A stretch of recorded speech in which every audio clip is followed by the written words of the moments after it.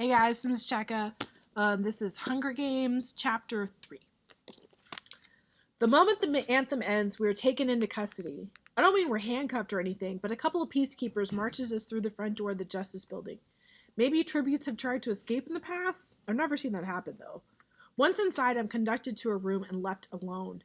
It's the richest place I've ever been in, with thick, deep carpets and velvet couch and chairs. I know velvet because my mother has a dress with a collar made of the stuff. When I sit on the couch, I can't help running my fingers over the fabric repeatedly. It helps to calm me as I try to prepare for the next hour, the time allotted for the tributes to say goodbye to their loved ones. I cannot afford to get upset, or to leave this room with puffy eyes and a red nose. Crying is not an option. There will be more cameras at the train station. And guys, this is another reminder from what we've seen in earlier chapters. It sets a precedent that um, Katniss really does not want to cry in public, not just because she's a private person, but specifically when the cameras are there, because she doesn't want her genuine emotional distress to be entertainment for the Capitol. My sister and my mother come first. I reach out to Prim as she climbs on my lap, her arms around my neck, head on my shoulder, just like she did when she was a toddler. My mother sits beside me and wraps her arms around us. For a few minutes, we say nothing. Then I start telling them all the things they must remember to do, now that I will not be there to do them for them. Prim is not to take any tesserae. They can get by, if they're careful, on selling Prim's goat milk and cheese and the small apothecary business my mother now runs for the people in the scene. Gale will get her the herbs she doesn't grow herself, but she must be very careful to describe them because he's not as familiar with them as I am. He'll also bring them game. He and I made a pact about this a year or so ago and will not ask for compensation, but they should thank him with some kind of trade like milk or medicine. I don't bother suggesting Prim learn to hunt. I tried to teach her a couple of times. It was disastrous. The woods terrified her, and whenever I shot something, she'd get teary and talk about how we might be able to heal it if we got it home soon enough. But she makes out well with her goat, so I concentrate on that. And again, kind of gives context and explaining on why she was so quick to jump in and volunteer as tribute instead of her sister, because her little sister is not a person. If she can't handle hunting animals, she's definitely not going to be able to, handle hunting people. When I am done with instructions about fuel and trading and staying in school, I turn to my mother and grip her arm hard. Listen to me. Are you listening to me? She nods, alarmed by my intensity. She must know what's coming. You can't leave again, I say. My mother's eyes find the floor. I know, I won't. I couldn't help it. Well, you have to help it this time. You can't clock out and leave Prim on her own. There's no me now to keep you both alive. It doesn't matter what happens. Whatever you see on the screen, you have to promise me you'll fight through it. My voice has risen to a shout. In it is all the anger, all the fear I felt at her abandonment. She pulls her arm from my grasp, moved to anger herself now. I was ill. I could have treated myself if I had the medicine I have now. That part about her being ill might be true. I've seen her bring back people suffering from immobilizing sadness since. Perhaps it is a sickness, but it's one we can't afford. Then take it and take care of her, I say. I'll be all right, Katniss, says Prim, clasping my face in her hands. But you have to take care too. You're so fast and brave. Maybe you can win. I can't win. Prim must know that in her heart. The competition will be far beyond my abilities. Kids from wealthier districts where winning is a huge honor, who've been trained their whole lives for this. Boys who are 2 or 3 times my size. Girls who know 20 different ways to kill you with a knife. Oh, there'll be people like me too. People to weed out before the real fun begins. Maybe? I say, because I can hardly tell my mother to carry on if I've already given up myself. Besides, it isn't in my nature to go down without a fight, even when things seem insurmountable. Then we'd be as rich as Haymitch. Because I just want to note, insurmountable means something that you can overcome. And you can see it in the word sir, is over, and mount, think of mountain. So insurmountable is like an obstacle that you you cannot overcome. I don't care if we're rich. I just want you to come home. You will try, won't you? Really, really try? Asked Prim. Really, really try. I swear it, I say. And I know because of Prim I'll have to. And then the peacekeeper is at the door, signaling our time is up, and we're all hugging one another so hard it hurts. And all I'm saying is, I love you. I love you both. And they're saying it back, and then the peacekeeper orders them out, and the door closes. I bury my head in one of the velvet pillows as if this can block the whole thing out. Someone else enters the room, and when I look up, I'm surprised to see it's the baker, Peter Millark's father. I can't believe he's come to visit me. After all, I'll be trying to kill his son soon. But we do know each other a bit, and he knows Prim even better. When she sells her goat cheeses at the Hob, she puts 2 of them aside for him, and he gives her a generous amount of bread in return. We always wait to trade with him when his witch of a wife isn't around because he's so much nicer. I feel certain he would never have hit his son the way she did over the burned bread. But why has he come to see me? The baker sits awkwardly on the edge of one of the plush chairs. He's a big, broad-shouldered man with burn scars from years at the ovens. He must have just said goodbye to his son. He pulls a white paper package from his jacket pocket and holds it out to me. I opened it and find cookies. These are a luxury we can never afford. Thank you, I say. The baker's not a talkative man in the best of times, and today he has no words at all. I had some of your bread this morning. My friend Gale gave you a squirrel for it. He nods as if remembering the squirrel. Not your best trade, I say. He shrugs as if it couldn't possibly matter. I can't think of anything else, so we sit in silence until a peacemaker summons him. He rises and coughs to clear his throat. I'll keep an eye on the little girl, make sure she's eating. I feel some of the pressure in my chest lighten in these words. People deal with me, but they are genuinely fond of Prim. Maybe there will be enough fondness to keep her alive. My next guest is also unexpected. Madge walks straight to me. She's not weepy or evasive. Instead, there's an urgency about her tone that surprises me. They let you wear one thing from your district in the arena, one thing to remind you of home. Will you wear this? She holds out the circular gold pin that was on her dress earlier. I hadn't paid much attention to it before, but I now see it's a small bird in flight. Your pin? I say. Wearing a token from my district. It's about the last thing on my mind. Here, I'll put it on your dress, all right? Madge doesn't wait for an answer, just leans in and fixes the birds to my dress. Promise you'll wear it in the arena, Katniss, she asks. Promise. Yes, I say. Cookies? A pin? Getting all kinds of gifts today. Madge gives me one more kiss on the cheek. Then she's gone, and I'm left thinking that maybe Madge really has been my friend all along. Finally, Gale is here, and maybe there is nothing romantic between us, but when he opens his arms, I don't hesitate to go in them. His body is familiar to me, the way it moves, the smell of wood smoke, even the sound of his heart beating from quiet moments on a hunt. But this is the first time I really feel it, lean and hard-muscled against my own. Listen, he says, getting a knife should be easy, but you've got to get your hands on a bow. It's your best chance. They don't always have bows, I say, thinking of the year there were only horrible spiked maces the tributes had to bludgeon one another to death with. Then make one, says Gale. Even a weak bow is better than no bow at all. I have tried copying my father's bows with poor results. It's not that easy. Even he had to scrap his own work sometimes. I don't even know if they'll be wood, I say. Another year, they tossed everybody into a landscape of nothing but boulders and sand and scruffy bushes. I particularly hated that year. Many contestants were bitten by venomous snakes or went insane from thirst. There's almost always some wood, Gale says. Since that year, half of them died of cold. Not much entertainment in that. It's true.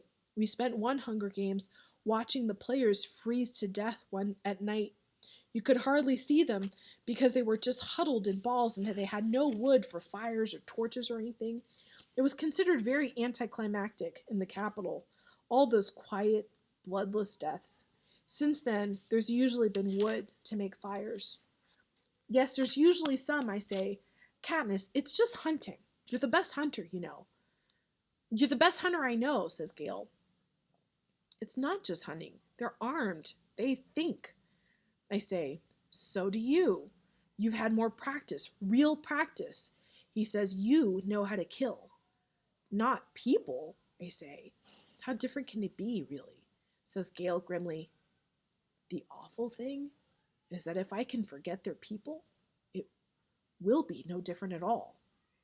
The peacekeepers are back to, and I mean, pause and let that sink in. Um, you know, the difference between hunting something and eating it because you're starving, and the difference between like hunting a person, it's survival versus murder, you know. So she wants to keep that distinction because that distinction is also her humanity. And like the paragraph just before where it's describing how, you know, they have wood now because people were bored at the boring way that people died, you know, freezing of cold. That's exactly the sort of thing that horrifies her. You know, the fact that you can be bored by human death, or that, you know, the death, the end of human life becomes something that is just like an animal dying to her. So she really wants to hold on to her humanity. The peacekeepers are back too soon, and Gale asks for more time, but they're taking him away, and I start to panic. Don't let them starve, I cry out, clinging to his hand. I won't. You know I won't. Katniss, remember he says, and they yank us apart and slam the door, and I'll never know what it was he wanted me to remember. It's a short ride from the Justice Building to the train station. I've never been in a car before, rarely even ridden in wagons. In the Seam, we travel on foot. I've been right not to cry. The station is swarming with reporters with their insect-like cameras trained directly on my face. But I've had a lot of practice at wiping my face clean of emotions, and I do this now. I catch a glimpse of myself on the television screen on the wall that's airing my arrival live, and feel gratified that I appear bored. Peeta Mellark, on the other hand, has obviously been crying, and interestingly enough, does not seem to be trying to cover it up. I immediately wonder if this will be his strategy in the game, to appear weak and frightened, to reassure the other tributes that he is no competition at all, and then come out fighting. This worked very well for a girl, Joanna Mason, from District 7 a few years back. She seemed like such a sniveling, cowardly fool that nobody bothered about her until there were only a handful of contestants left. Turned out she could kill viciously. Pretty clever, the way she played it. But this seems an odd strategy for Peeta Mellark, because he's a baker's son. All those years of having to eat and hauling bread trays around have made him broad-shouldered and strong. It will take an awful lot of weeping to convince anyone to overlook him. Um, Sidebar, I think that is hilarious because, like, trays of bread are not heavy. But, whatever. You do you, Peeta Mellark.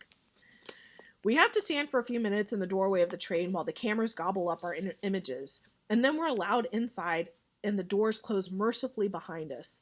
The train begins to move at once. So I just want to comment here that the imagery that they've given us around the reporters is very much of the paparazzi, but it also, like, the first round of images, such swarm and insect-like, and then this one gobbling up. It turns the paparazzi kind of into predators, and the people that they're watching into prey, right?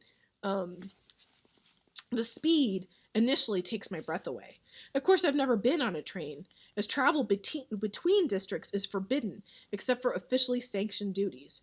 For us, that's mainly transporting coal. But this is no ordinary coal train. It's one of the high-speed capital models that average 250 miles per hour. Our journey to the capital will take less than a day. In school, they tell us the capital was built in a place called the Rockies. District 12 was in a region known as Appalachia. Even hundreds of years ago, they mined coal here, which is why our miners have to dig so deep. Somehow, it all comes back to coal at school. Besides reading and math, most of our instruction is coal-related, except for the weekly lecture on the history of Panem. It's mostly a lot of blather about what we owe the capital. I know there must be more that they're telling us, an actual account of what happened during the rebellion, but I don't spend much time thinking about it. Whatever the truth is, I don't see how it will help me get food on the table. So this is a pretty strong indictment of the education system in the Seam and in the capital. if most of the important things that they're covering in school are like coal mining and reading and math and the history of the capital, then that's not real education. They're not teaching the kids to like think and question things. They're teaching the kids how to be future coal miners. And I mean, it is what it is. If you have a genuine education, then you can never be truly controlled because you're kind of free in your mind. So if you are a society or a government, whatever, and you do want to control people, you definitely don't want them to have a genuine, true education. Um, the tribute train is fancier than even the room in the Justice Building. We are each given our own chambers that have a bedroom, dressing area, and a private bathroom with hot and cold running water. We don't have hot water at home unless we boil it. There are drawers filled with fine clothes, and Effie Trinket tells me to do anything I want, wear anything I want, everything is at my disposal. Just be ready for dinner in an hour. I peel off my mother's blue dress and take a hot shower. I've never had a shower before. It's like being in summer rain, only warmer. I dress in a dark green shirt and pants. At the last minute, I remember Madge's little gold pin. For the first time, I get a good look at it. It's as if someone fashioned a small golden bird and then attached a ring around it.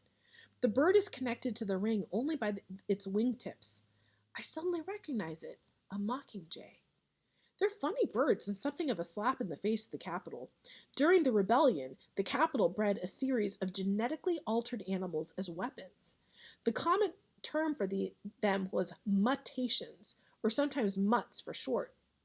One was a special bird called a jabberjay that had the ability to memorize and repeat whole human conversations.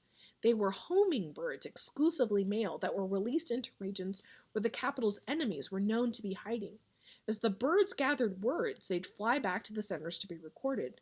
It took people a while to realize what was going on in the districts, how private conversations were being transmitted. Then, of course, the rebels fed the capital endless lies, and the joke was on it. So the centers were shut down, and the birds were abandoned to die off in the wild. Only they didn't die off. Instead, the jabberjays mated with female mockingbirds, creating a whole new species that could replicate both bird whistles and human melodies.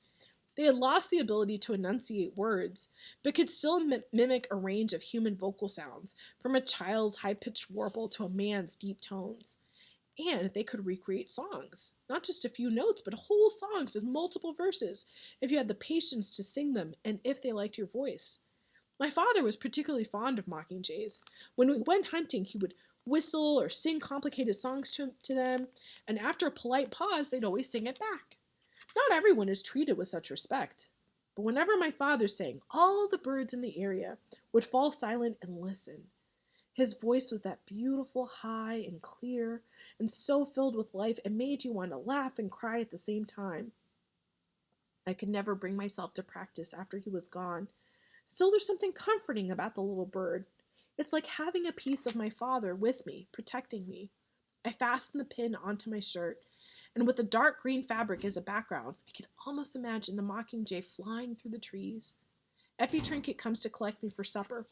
I follow her through the narrow, rocking corridor into a dining room with polished panel walls. There's a table where all the dishes are highly breakable. Peter Malark sits waiting for us, the chair next to him empty. "Where's Hamish?" asks Effie Trinket brightly. "Last time I saw him, he said he was going to take a nap," says Peter.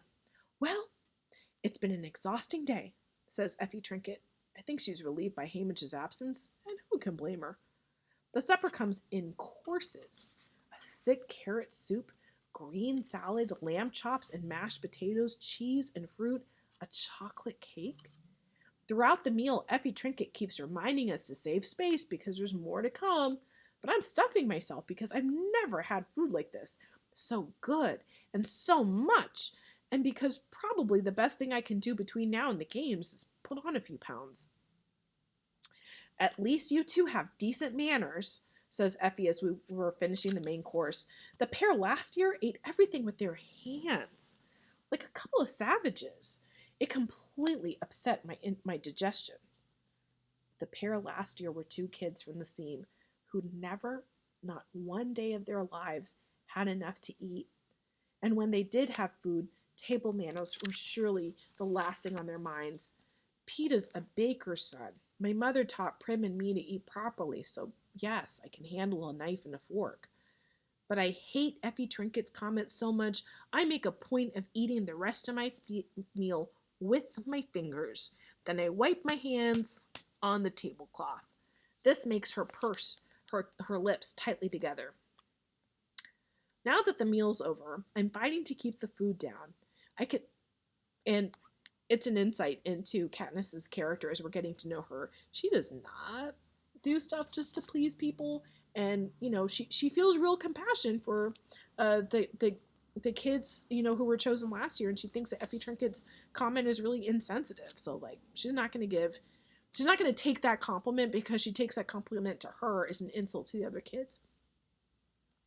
Now that the meal's over, I'm fighting to keep the food down. I can see Peeta's looking a little green too. Neither of our stomachs is used to such rich fare. But if I can hold down Greasy Say's concoction of mice meat, pig entrails, and tree bark, a winter specialty, I'm determined to hang on to this. We go to another compartment to watch the recap of the reapings across Panem. They try to stagger them throughout the day so a person could conceivably watch the whole thing live, but only people in the capital could really do that, since none of them have to attend reapings themselves. One by one, we see the other reapings, the names called, the volunteers stepping forward, or, more often, not. We examine the faces of the kids who will be our competition. A few stand out in my mind. A monstrous boy who lunges forward to volunteer from District 2.